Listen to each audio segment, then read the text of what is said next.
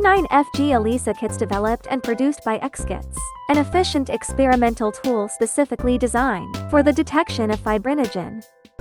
This kit adopts the classic sandwich ELISA method, which can rapidly, quantitatively, and reliably determine the content of canine FG in vitro.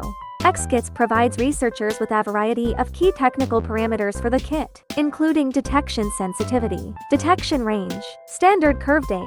This is followed by the detailed and simple operation steps of this kit. Firstly, prepare the samples and serially diluted standards. Add standards or samples to each well and incubate. After, discard the liquid. Add biotinylated detection antibody working solution, and incubate, then washing the plate 3 times. Add HRP conjugated working solution and incubate. Discard the liquid, then wash the plate 5 times. Next, add TMB substrate reagent. Incubate for 15 minutes, and immediately add stop solution.